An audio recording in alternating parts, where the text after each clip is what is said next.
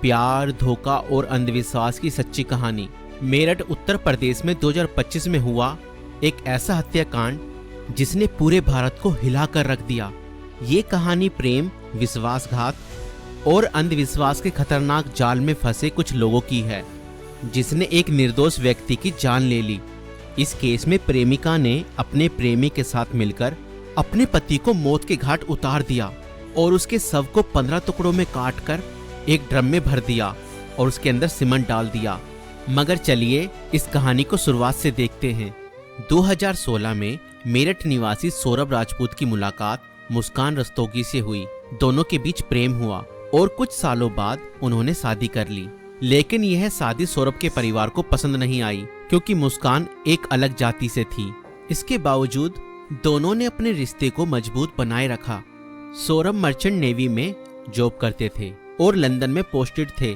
शादी के कुछ समय बाद सौरभ लंदन चले गए, जबकि मुस्कान अपनी बेटी के साथ मेरठ में रहने लगी। इस दौरान उनकी जिंदगी में एक तीसरा व्यक्ति साहिल शुक्ला आया, जो मुस्कान को पहले से ही जानता था। सौरभ के लंदन में रहने के कारण मुस्कान की नजदीकियां साहिल से बढ़ने लगी। साहिल, जो पहले से ही मुस्कान को पसंद करता था, अब खुलकर उसके साथ वक्त बिताने लगा। मुस्कान ने उसे यह यकीन दिला दिया कि वह अपने पति के साथ खुश नहीं है और वह साहिल से सच्चा प्यार करती है। साहिल शुक्ला अंधविश्वासी प्रवृत्ति का था और आत्माओं, तंत्र मंत्र जैसी चीजों में विश्वास करता था। मुस्कान ने इस बात का फायदा उठाते हुए उसके लिए स्नैपचैट पर एक फर्जी अकाउंट बनाया, जिससे वह साहिल शुक्ला की मरी हुई मां के नाम से चैट करती थी। इस फर्जी अकाउंट से वह साहिल को यकीन दिलाने लगी कि उसकी मां की आत्मा मुस्कान को पसंद करती है और चाहती है कि वे दोनों साथ रहें।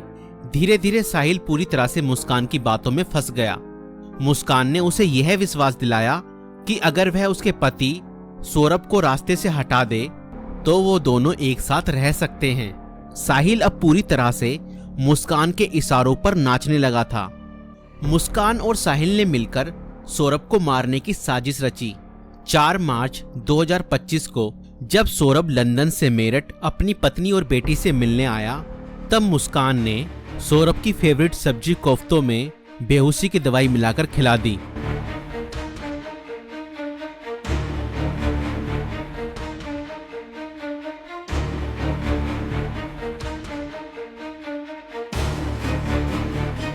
और जब सौरभ बेहोशी की हालत में बिस्तर पर पड़ा था, तब मुस्कान ने अपने दोस्त साहिल को बुला लिया और रसोई में जाकर वो बड़ा और धारदार चाकू ले आई, जो मुस्कान और साहिल ने पहले से ही प्लानिंग करके खरीदे हुए थे। और करीब 20 मिनट तक साहिल ने मुस्कान को बताया कि कैसे उसे अपने पति का वध करना है।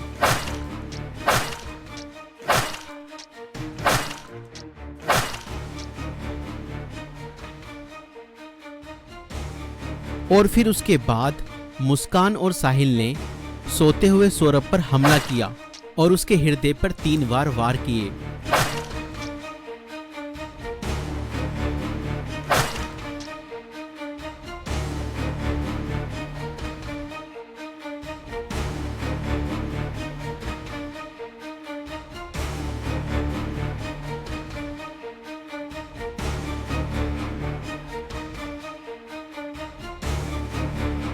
और घर में पड़े कूलर को भी ऑन कर दिया ताकि उसकी आवाज किसी को भी ना सुनाई दे। जब उन्होंने सौरभ को खत्म कर दिया, उसके बाद वह उसकी बॉडी को बाथरूम में ले गए।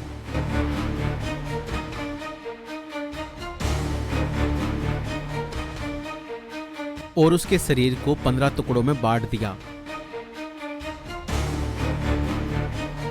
सौरभ को खत्म करने के बाद उन्हें इस बात की चिंता हुई कि अगर सब बरामद हो गया तो पुलिस उन तक जरूर पहुंच जाएगी। इसलिए उन्होंने सबको ठिकाने लगाने की योजना बनाई और मुस्कान बाजार जाकर एक प्लास्टिक का ड्रम खरीद लाई। और मुस्कान और साहिल ने सौरभ के शव के टुकड़ों को उस प्लास्टिक ड्रम में डाल दिया और ऊपर से सीमेंट भी डाल दिया ताकि उसकी बॉडी की स्मेल बाहर ना जाए। और उसके बाद उन्होंने उस ड्रम को घर के एक कोने में रख दिया। इसके बाद मुस्कान और साहिल ने सौरभ के मोबाइल फोन से उसके सोशल मीडिया अकाउंट को एक्टिव रखा। उन्होंने सौरभ के अकाउंट से हिमाचल प्रदेश की शिमला की तस्वीरें और स्टोरीज पोस्ट की ताकि लोगों को लगे कि वह घूमने गया है। उन्होंने उसकी फैमिली और दोस्तों को यह यकीन दिलाने की कोशिश की कि सौरभ जिंदा है और बाहर यात्रा कर रहा है। इस दौरान मुस्कान और साहिल खुद भी शिमला घूमने चले गए ताकि अगर कोई लोकेशन ट्रैक करे तो किसी को शक ना हो, लेकिन किसी भी अपराधी की तरह वह भी ज्यादा समय तक बच नहीं पाए।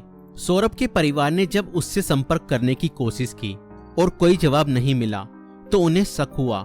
परिवार ने मेरठ पुलिस में गुमशुदा की रिपोर्ट दर्ज कराई।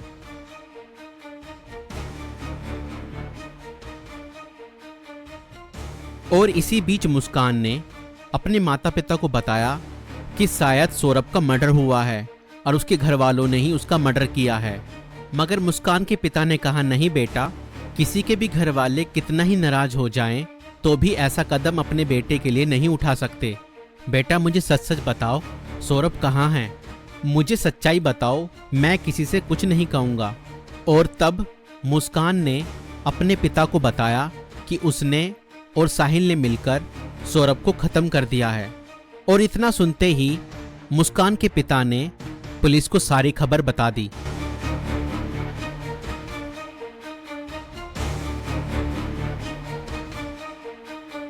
और पुलिस ने तुरंत मुस्कान और साहिल को गिरफ्तार किया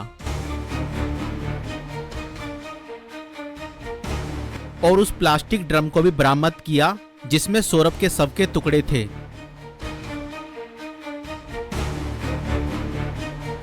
उस प्लास्टिक ड्रम को काटा गया और सौरभ के शरीर के टुकड़ों को बरामद किया गया। इस खौफनाक हत्या मिस्ट्री का अंत पुलिस द्वारा हत्यारों की गिरफ्तारी के साथ हुआ। पुलिस ने मुस्कान और साहिल को गिरफ्तार कर लिया। दोनों पर हत्या, साजिश और शव को छुपाने के गंभीर आरोप लगाए गए। दोस्तों, ये घटना हमें यह सिखाती है कि अंधविश्वास का अंजाम बहुत बुरा और भयानक होता है। साहिल ने अपनी मां की आत्मा के नाम पर बनाए गए एक फर्जी अकाउंट पर भरोसा किया और हत्या जैसा अपराध कर दिया। और गलत संबंध और रिश्तों का अंजाम बहुत बुरा ही होता है। मुस्कान ने अपने फायदे के लिए साहिल को मानसिक रूप से कंट्रोल किया और हत्या तक करवा दी। और कानून से कोई नहीं बच सकता, चाहे अपराध कितना भी चालाकी से किया जाए। पुलिस की जांच और सबूतों के आधार पर अपराधी पकड़े ही जाते हैं। इसलिए रिश्ते सोच समझकर बनाएं और जीवन साथी चुनने से पहले सामने वाला